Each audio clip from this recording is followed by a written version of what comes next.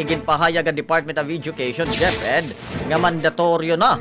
Anya na aton mga estudyante nga may pinakabubo nga reading comprehension level sa summer nga remedial classes.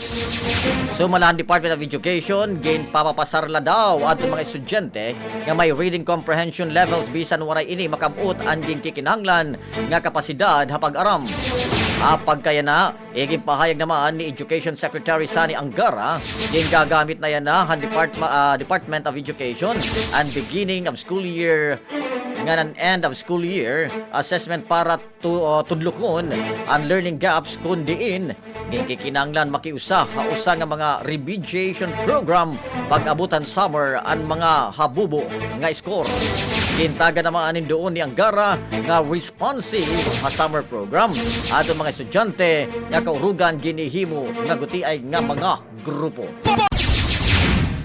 Sa kada napulong nga bag-o nga mga kaso amo NAHIHIPATIK human immune deficiency virus o ang tinatawag nga HIV asyahan nga quarterhan tuig ang nakuha pinaagihan transactional sex o pakikipaghilawas nga may kabalyong kantidad. Basaran iging pagawas nga datos ang HIV and AIDS surveillance of the Philippines nagawas nga maabot naman 5,000 nga mga kaso in HIV amo NAHIHIPATIK tika nga Enero nga Marso presente nga tuig. Ika nga mao nga numero maabot naman 596 nga kaso o katumbas 12% ang nakuha pinaagihan transactional sex hasakubhan nakalabay nga 12 ka bulan.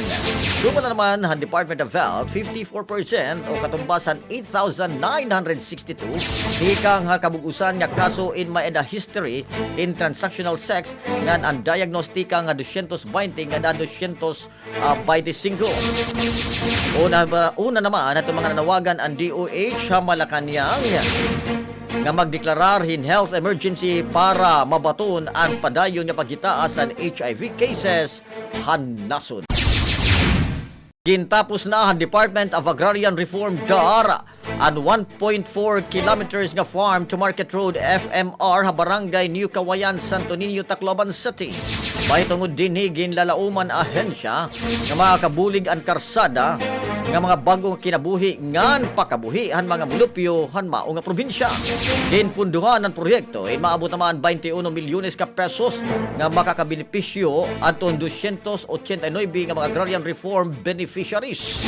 Gintagan ni doon han DAR Eastern Visayas Regional Director Robert Anthony Yu ang importansya han farm to market road hapagsulbar han maiyan nga problema at transportasyon sugad man ang madagmit nga dalan para mga parag-uma nga nabugos nga komunidad. Ang bahaging ito ay hatid sa inyo na Power Cells Herbal Capsule dahil ikaw ang sandigan.